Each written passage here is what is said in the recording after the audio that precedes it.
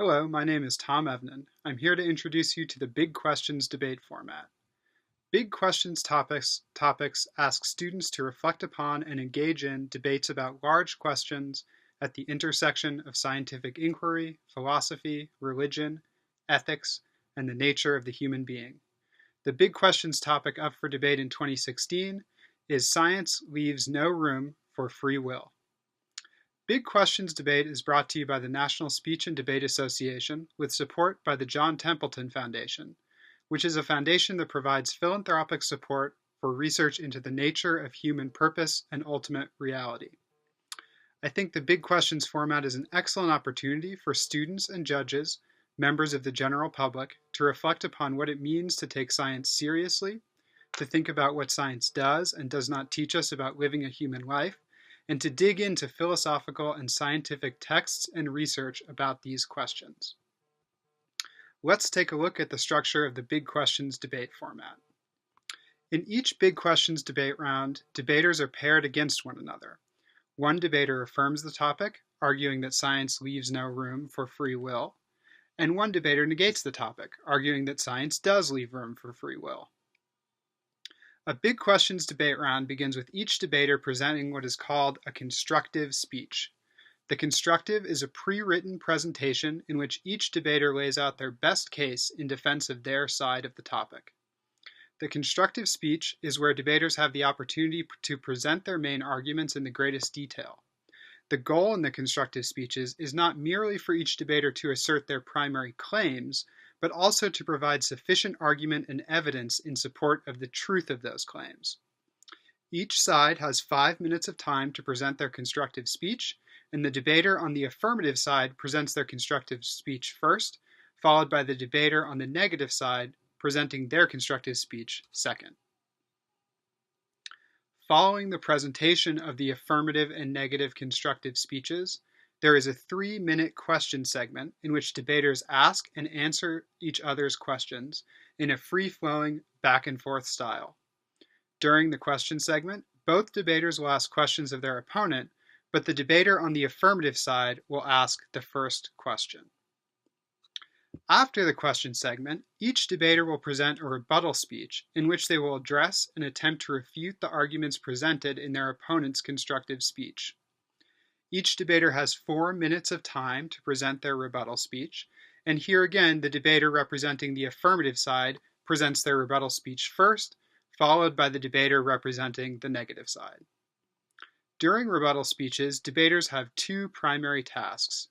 First, debaters should identify weaknesses in their opponent's constructive arguments and evidence, and offer responses in refutation of those arguments.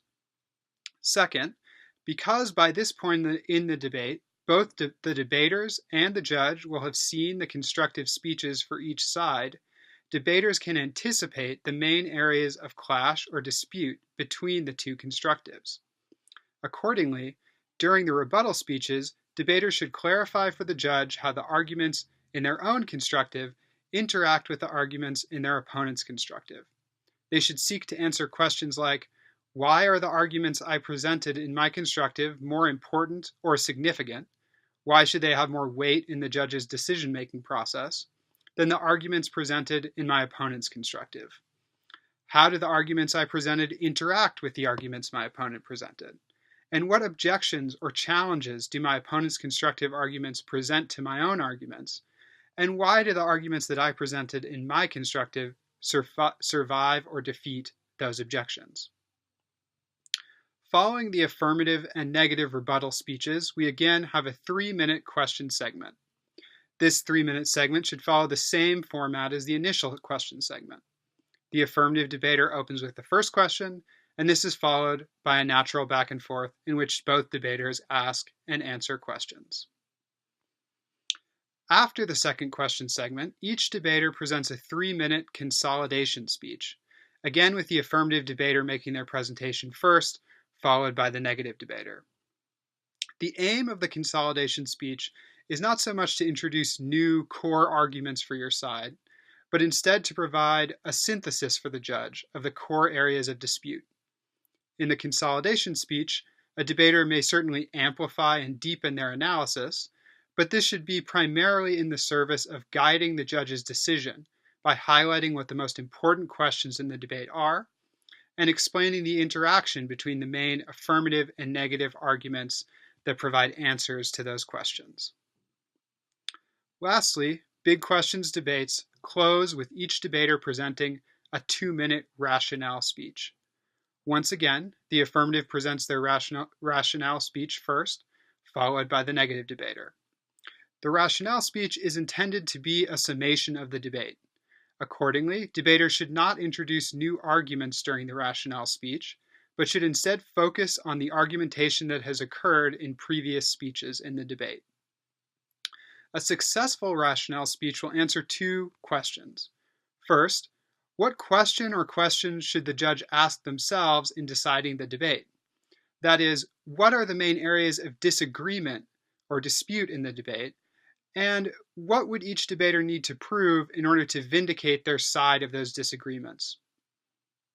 And second, the obvious question, why the judge should conclude that you have provided the most compelling arguments about the disagreements in question, and so conclude that you have articulated a more compelling rationale for endorsing your side of the topic than the rationale your opponent has provided for endorsing theirs.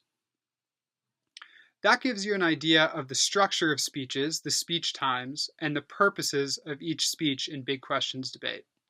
There's one additional timed element in big questions debate, and that is the preparation time period. Both debaters receive 5 minutes of preparation time to be used at their discretion and in increments of their choosing during the debate. The only hard and fast restriction is that preparation time cannot be used during any speech. So that's the format of a big questions debate. The other element is that the event format accommodates either 1-on-1 or 2-on-2 debate rounds. For the sake of simplicity, I've introduced the format in a 1-on-1 style. If you instead choose to format the debate in a 2-on-2 debater style, this change can easily be accommodated within the speech structure I've given. Students simply alternate speeches with their partner and share preparation time. For example, the first partner would present the constructive, participate in the first question segment, and give the consolidation speech, while the second partner would give the rebuttal speech, participate in the second question segment, and give the rationale speech. Either way, the big questions format provides ample time for the presentation and vetting of arguments, and it provides both debaters with the opportunity to crystallize the debate for their judge, guiding the judge's decision by highlighting what they believe are the most important considerations for deciding the debate, providing reasons why they have provided the best arguments with regard to those considerations, and explaining how their arguments interact with the arguments of their opponent.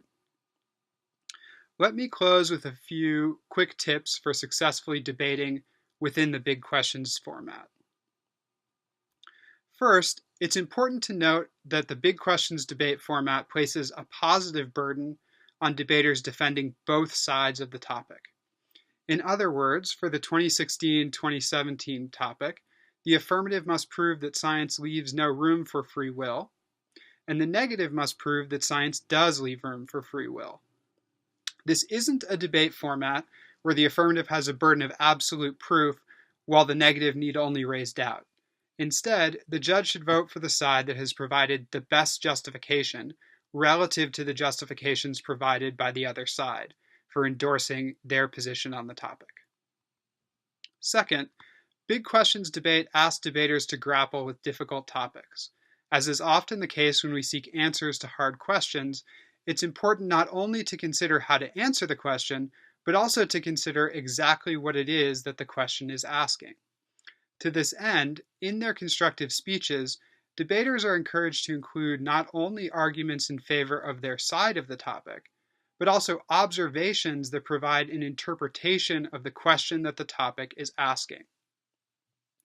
These observations should clarify what the affirmative and negative would need to do in order to win the debate round. For example, an observation might clarify what counts as having free will and under what conditions one possesses free will. Third, In order to prepare for debates, debaters will of course need to write constructive speeches. However, many debaters will also find it helpful to plan out how they will refute the arguments they believe will be most common and important on each side of the topic.